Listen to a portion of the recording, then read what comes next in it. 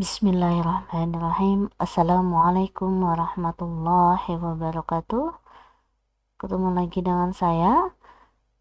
Pada kali ini kita akan membahas materi tentang skala pengukuran dan pengujian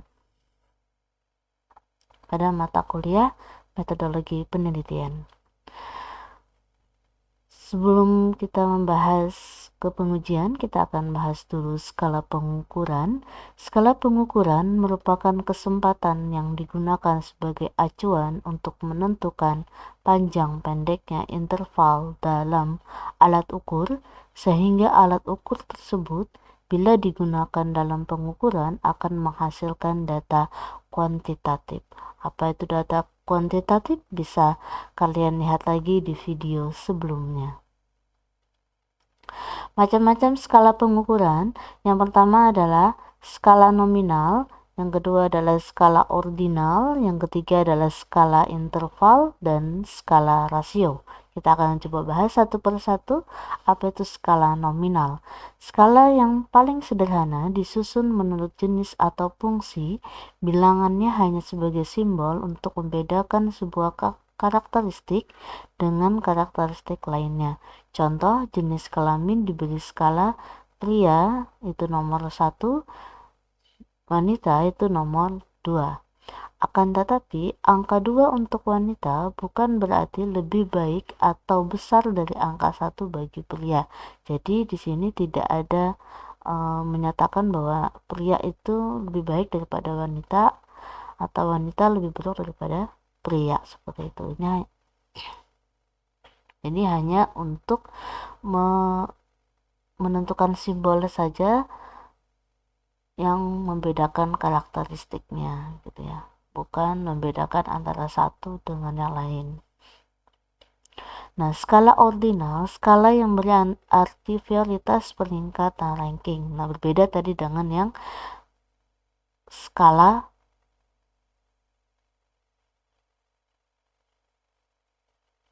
nominal ya. Karena ini kalau yang ini skala ordinal itu memberi arti ya, prioritas peringkat ranking gitu ya. Untuk pilihan Anda memberi angka 1 sampai 3, berarti 1 berarti dibutuhkan, 2 biasa, 3 tidak dibutuhkan. Jadi misalnya benda nih, yang pertama kosmetik, yang kedua buku, yang ketiga tiket traveling. Jadi setiap orang akan memiliki prioritas yang berbeda. Yang pertama adalah berarti kalau di sini saya urutannya, kosmetik mungkin lebih utama dibanding buku, dibanding tiket atau traveling lainnya. Jadi nanti diberikan pilihan atau kita berikan pilihan buku lebih utama dibanding kosmetik, dibanding tiket traveling, atau mereka lebih memilih tiket traveling dibanding kosmetik sesuai dengan pemberian angka dari urutan tersebut ya. Ini contoh aja. Jadi kalau kita suka yang buku atau artikel, maka kita akan meletakkan buku lebih utama di atas dibanding artikel dan lainnya. Jadi bisa kalau kita mau ganti, saya lebih utama buku, berarti bisa buku, tiket, baru kosmetik ya. Jadi sesuai dengan yang dibutuhkan berdasarkan prioritasnya masing-masing. Nah, skala interval, skala yang menunjukkan jarak antara satu data dengan data yang lain dan mempunyai bobot yang sama. Contoh kepuasan seseorang terhadap pelayanan suatu jasa dapat diberi skala interval 1, 2, 3, 4, 5 di mana nilai 1 tidak puas, 1 sangat tidak puas, 2 tidak puas, 3 biasa, 4 puas, 5 sangat puas. Jadi ada intervalnya. Jadi semakin naik semakin bagus dari 1, 2, 3, 4, 5. Skala rasio, skala yang menunjukkan kategori peringkat, jarak, dan perbandingan konstruk yang diukur. Skala rasio menggunakan absolut. Nah, selanjutnya kita akan lanjut ke pengujian. Merupakan suatu alat ukur untuk mengetahui apakah penelitian kita sudah sesuai standar atau belum, atau untuk mengetahui tingkat keberhasilan metode yang akan kita pilih atau konsep yang kita gunakan. Jadi setiap penelitian yang kita lakukan itu harus ada pengujiannya agar penelitian kita itu emang bisa diakui. Nah, jadi selain kita hanya membuat, tapi kita juga menguji apakah ini sesuai standar, atau kita ingin mengetahui tingkat keberhasilan metodenya atau konsepnya udah sampai mana. Habis itu kalau kita ingin membuat film, apakah udah sesuai dengan konsep film yang udah kita buat, seperti itu, dan lain-lain.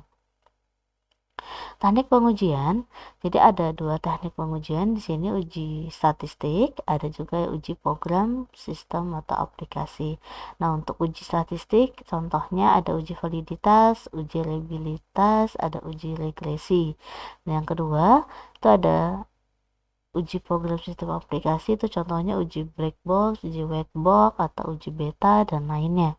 Jadi kalau uji black box menguji setiap fitur menu sudah berjalan sesuai alur atau belum, untuk anak game gitu ya, apakah sudah sesuai atau belum, atau untuk animasi juga kalau ada yang perlu diuji, apakah sudah sesuai atau belum. Nah, kalau white box menguji alur logika, contoh metode sudah sesuai teori atau belum. Jadi kalau white box ini mungkin untuk menguji metode yang digunakan, apakah alur logikanya sudah sesuai dengan yang manual atau belum, seperti itu. Nah, contoh untuk uji validitas. Validitas adalah kriteria utama keilmuan suatu penelitian. Validitas menunjukkan apakah hasil penelitian dapat diterima oleh khalayak dengan kriteria tertentu. Uji validitas terbagi menjadi dua. Validitas internal menunjukkan bahwa hubungan relasional atau kausalitas antara variabel-variabel atau konstruk yang diuji dalam penelitian menunjukkan bahwa hubungan tersebut hanya terjadi pada variabel-variabel tersebut. Validitas eksternal menekankan pada kekuatan hubungan kausal yang tidak terkontaminasi oleh faktor-faktor lain. Nah, bagaimana kita untuk uji statistik dilakukan? Yang pertama adalah sebelum melakukan uji statistik, mengumpulkan data terlebih dahulu, contoh menggunakan teknik kuesioner. Yang kedua, menentukan pertanyaan dan teknik menjawab berdasarkan metode statistik yang dipilih, contoh uji validitas atau skala Likert. Tiga, mengolah data yang didapat sehingga dapat diambil kesimpulannya. Nah, contoh kuesioner teknik validitas, pertanyaannya apa, setelah itu nanti responden suruh menjawab. Contoh kalau ini, apakah saudara setuju biaya kuliah menjadi bahan pertimbangan dalam memilih tugas? Ini contoh untuk sistem penunjang keputusan gitu ya. Jadi tinggal memilih apakah sangat tidak setuju, netral, setuju, sangat setuju. Jadi skala pengukurannya menggunakan yang interval ya ini. Nah, hasil pengujiannya, uji validitas, R hitung keterangan. Jadi kalau dia di 0,55 dan 0,27 itu keterangannya valid. Jadi kalau di atas 0,25 kalau nggak salah itu keterangannya valid, kalau di bawah 0,25 non valid. Jadi untuk kalian yang ingin mengambil uji validitas, silahkan dibuka kembali teori untuk uji validitas. Berbagai skala yang dapat digunakan untuk penelitian administrasi pendidikan sosial antara lain adalah skala Likert, Goodman, penilaian, rating scale, skala perbedaan semantik. Nah, kita akan bahas yang di skala Likert. Skala Likert digunakan untuk mengukur sikap, pendapat, persepsi seseorang atau sekelompok orang tentang fenomena sosial. Dalam penelitian, fenomena sosial ini telah ditetapkan secara spesifik oleh peneliti, yang selanjutnya disebut sebagai variabel penelitian. Dengan skala Likert, maka variabel yang akan diukur dijabarkan menjadi indikator variabel.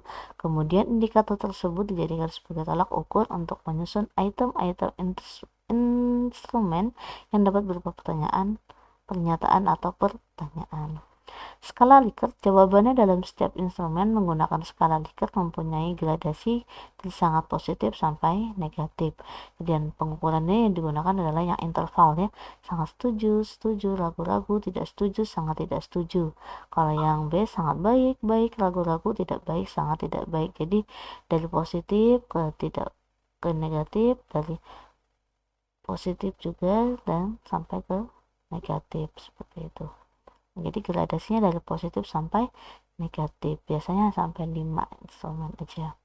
Contoh kuesioner skala Likert, nah ini kita harus berikan keterangan. Misalnya kalau kita tidak ingin memberikan kata di sini tapi angka, jadi kita berikan keterangan dulu, 1 itu apa, 2 apa, 3 apa, 4 apa, 5 apa, seperti itu. Berikut contoh pengujian untuk bagian konsentrasi game. Contoh judulnya adalah penerapan finite state machine pada battle game berbasis augmented reality. Di sini untuk melihat apa pengujiannya bisa kalian langsung lihat di hasil pembahasan. Nah, kita bisa lihat langsung di testing. Di sini dicantumkan testing yang digunakan adalah testing FSM dan pengujian alpha dan pengujian beta, seperti itu. Jadi di sini dibahas apa itu FSMN, bisa apa alpha test, black box testing, dan apa yang dimaksud dengan beta. Kalau beta dia melakukan survei gitu ya, untuk mengisi kuesioner untuk melihat feedback dari pengguna, untuk melihat feedback balik dari pengguna. Dan untuk konsentrasi animasi, analisis dan implementasi Mel script untuk lighting rendering pada film animasi Robocop. Nah, untuk pengujiannya bisa kalian lihat di hasil pembahasan. Untuk pengujiannya ini contoh parameter yang digunakan penelitian ini adalah proses lighting dan rendering dan serta survei gitu ya. Dan kalian bisa lihat juga hasil survei dan lainnya atau hasil pengujiannya di bagian bawahnya. Oke, cukup sekian dari saya. Wassalamualaikum.